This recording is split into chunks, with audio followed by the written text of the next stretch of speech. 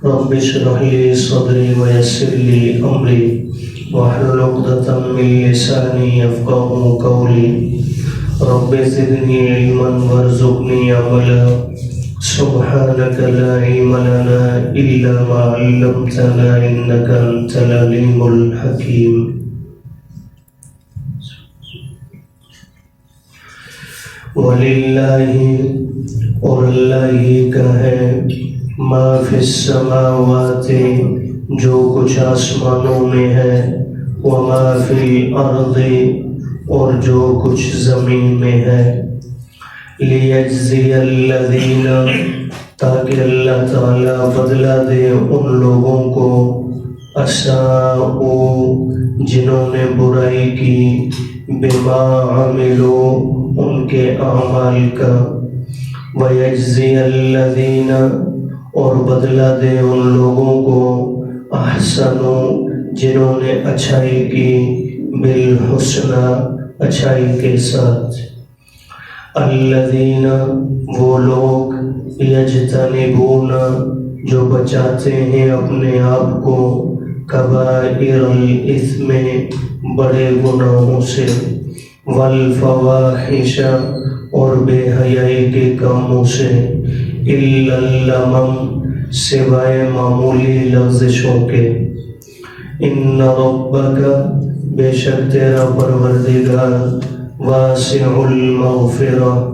وسیع مغفرت فرمانے والا ہے هو اعلم بکم وہ خوب جانتا ہے تمہیں اذ انشأکم من الارض جب اس نے تمہیں پیدا کیا زمین سے وَإِذْ أَنْتُمْ اور اس وقت بھی خوب جانتا ہے جب تم اجنتن بچے ہوتے ہو فی بطون امہاتکم اپنے ماؤں کے پیٹوں میں فَلَا تُزَكُّوا أَنفُسَكُمْ پس اپنے آپ کو پاک مت گردانو ہوا اعلم وہ خوب جانتا ہے بمن اتقى اس شخص کو جو پرہیزگار ہے سورہ نجم کا درس چل رہا ہے اور یہ دوسرا رکوع ہے 3 بڑے عقیدے ہیں جن پر دین اسلام کی بنیاد ہے ان میں سے پہلا عقیدہ عقیدہ توحید ہے دوسرا عقیدہ رسالت ہے اور تیسرا عقیدہ عقیدہ آخرت یعنی معاد پر ایمان رکھنا مرنے کے بعد دوبارہ اٹھائے جانے پر حساب کتاب پر جنت جہنم پل صراط اور محشر پر ایمان رکھنا یہ تیسرا عقیدہ ہے پہلے رکوع میں آپ نے سماعت فرما لیا کہ اللہ پاک نے رسالت کا بھی ذکر فرما دیا اور شرک کی مذمت کی صورت میں توحید کا بیان بھی اللہ نے فرما دیا آج کی آیات کے اندر اللہ نے محاسبہ اعمال یعنی جزا و سزا اور آخرت کا ذکر فرمایا ہے اور اس کے لیے رب تعالیٰ نے تمہید کے طور پر فرمایا کہ زمین و آسمان میں جو کچھ ہے یہ اللہ کی ذات کا ہے حالانکہ ہر ایمان جانتا ہے کہ یہ سب رب تعالیٰ کا ہی ہے کسی اور کا بنایا ہوا نہیں تو پھر اس جملے کے لانے کا مقصد یہاں کیا ہے تو اللہ بتلانا یہ چاہتے ہیں کہ جب اللہ جیسی حکیم اور دانا ذات نے جس کا کوئی بھی فعل بیکار نہیں تو اللہ نے جب اتنی بڑی کائنات بنائی ہے تو یہ بھی بغیر مقصد کے بے فائدہ نہیں بنائی اب اس سے اللہ نے فائدہ لینا کیا ہے اگلے جملے میں اللہ پاک نے زمین و آسمان کے اس دنیا جہاں کے بنانے کا مقصد بیان فرما دیا کہ اللہ نے یہ ساری کائنات اس لیے سجائی تاکہ کچھ لوگ یہاں نیکی کریں گے کچھ برائی کریں گے تو اللہ ان کی برائی اور اچھائی پر جزا و سزا دے آسان کر دو تو اللہ نے دنیا کو دارالامتحان بنایا ہے کہ یہاں تم نے تیاری کرنی ہے، محنت کرنی ہے، پیپر دینے ہیں اور ان کا رزلٹ آؤٹ ہونا ہے آخرت میں جا کر، وہاں تمہیں تمہارے کیے کے مطابق تمہارا رزلٹ آئے گا اور اس پر انعام یا سزا ملے گی۔ تو دنیا کو اللہ نے دارالامتحان بنایا، یعنی اپنی معرفت کا ذریعہ بنایا۔ اب اللہ کی عبادت کیا ہے؟ اس کی بنیاد رب کو پہچاننا ہے۔ اللہ کو پہچاننا کیا ہے؟ کہ اللہ کی ذات و صفات میں اللہ کے ساتھ کسی اور کو شریک نہ بنانا، یہ اللہ کی معرفت ہے۔ جب یہ پہچان لیں گے، پھر اللہ کی پہچان حاصل کرنے کے بعد زندگی گزارنی کیسے ہے، اس کے لیے اللہ نے انبیاء کا سلسلہ مبعوث فرمایا، اور میرے اور آپ کے سامنے نبی کریم صلی اللہ علیہ وسلم کی زندگی اسوہ حسنہ ہے۔ تو فرمایا وَلِلَّهِ، اور اللہ ہی کا ہے، مَا فِي السَّمَاوَاتِ، جو کچھ آسمانوں میں ہے، وَمَا فِي الْأَرْضِ، اور جو کچھ زمین میں ہے۔ اس لیے ہم بسا اوقات یہ جو کہہ دیتے ہیں یہ مکان میرا ہے، یہ گاڑی میری ہے، یہ فلاں چیز، اگرچہ جزوی اعتبار سے اور عارضی اعتبار سے ہم بھی مالک بن جاتے ہیں ان چیزوں کے، لیکن حقیقی مالک کون ہے؟ اللہ۔ تو جب اگر اپنے آپ کو پہلے تو کہنا ہی نہیں چاہیے، اگر کوئی پوچھے تو عز و انکساری کا تقاضا اور اللہ کی عبدیت کا تقاضا یہی ہے کہ بندہ کہے یہ سب کچھ میرے مالک کا ہے، میرا کچھ بھی نہیں۔ لیکن اگر کہیں کہیں بھی تو تب بھی دل کے اندر یہ وقت خیال ضرور رہے کہ یہ میرا نہیں ہے، یہ تو میرے رب کا دیا ہوا ہے۔ تو بہرحال فرمایا یہ زمین و آسمان میں جو کچھ ہے یہ اللہ کا ہے، اور اللہ نے یہ بنایا کیوں؟ وجہ آگے بیان کر دی، لِيَجْزِيَ الَّذِينَ أَسَاءُوا بِمَا عَمِلُوا، تاکہ اللہ تعالیٰ بدلہ دے ان لوگوں کو جنہوں نے برائی کی ان کی برائیوں کا، جو جو اعمال کیے ہیں ان کا اللہ پاک انہیں بھی بدلہ دے۔ وَيَجْزِيَ الَّذِينَ أَحْسَنُوا بِالْحُسْنَى،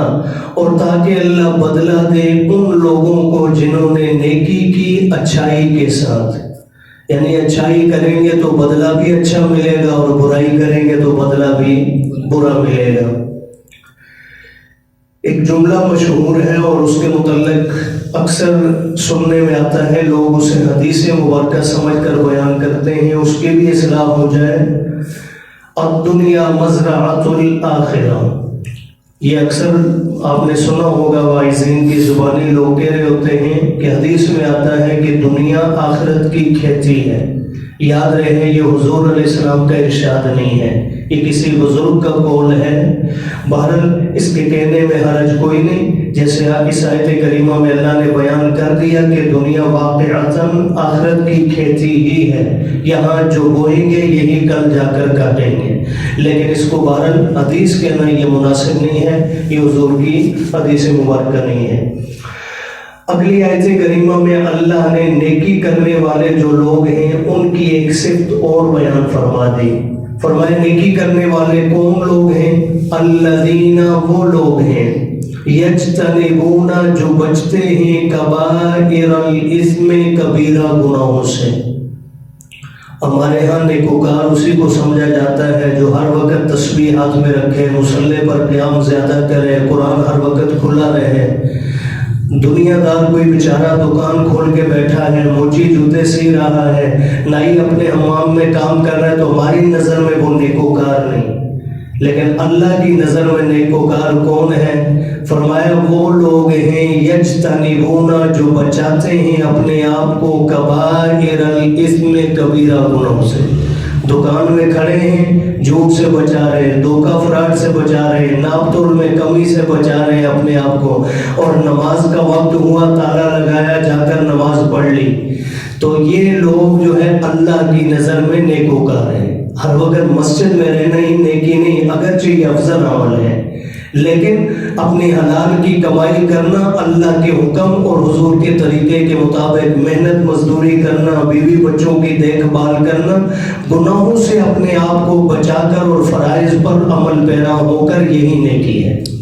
تو فرمایا وہ لوگ یجتنبون، جو بچاتے ہیں اپنے آپ کو، کبائر الاثم، کبیرہ گناہوں سے، والفواحش، اور بے حیائی کے کاموں سے۔ یہ تو واضح ہے جس کے اندر عزت کسی کی محفوظ نہ رہے، ہر وہ عمل بے حیائی کے زمرے میں آتا ہے۔ الا اللمم، سوائے چھوٹی موٹی لغزشوں کے، یعنی صغیرہ گناہ ان سے ہو جاتے ہیں لیکن اللہ کی نظر میں یہ نیکوکار لوگ ہیں۔ ہمارے ہاں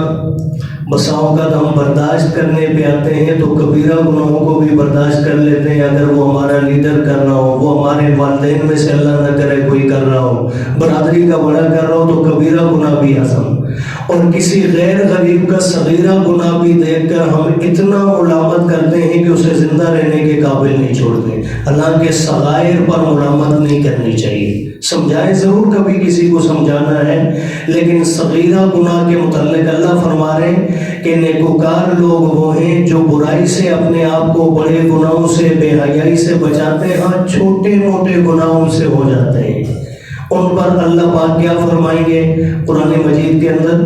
دوسرے مقام پہ فرمایا ان تجتنبوا کبائر ما تنہون عنہ نکفر عنکم سیئاتکم، جن بڑے گناہوں سے تمہیں منع کیا گیا ہے ان سے اگر تم اپنے آپ کو بچا لو تو نکفر سیئاتکم، ہم تمہاری چھوٹی غلطیوں کو معاف کر دیں گے۔ اور ایک اور مقام پہ فرمایا ان الحسنات یذہبن السیئات، بے شک تمہاری نیکیاں جو ہے تمہاری برائیوں کو مٹا دیتی ہیں۔ اب ان برائیوں سے مراد صغیرہ گناہ ہے، جیسے حدیث مبارکہ میں آپ نے فرمایا کہ وضو کرنے والا جب وضو کرتا ہے تو جو عضو وضو میں دھوتا چلا جاتا ہے اس عضو کے گناہوں کو اللہ پاک معاف فرما دیتے ہیں، تو اس سے بھی صغیرہ گناہ مراد ہے۔ اس لیے صغائر کے بارے میں فرمایا کہ ان پر ملامت نہیں کرنی چاہیے، لیکن کیا جب صغیرہ پر پوچھ نہیں تو صغیرہ کرنا چاہیے علم ہونے کے بعد۔ ایک حدیث مبارکہ میں آپ نے فرمایا کسی چھوٹے گناہ کو چھوٹا سمجھ کر مت کرو، ہو سکتا ہے تمہاری پکڑ کا ذریعہ وہی بن جائے،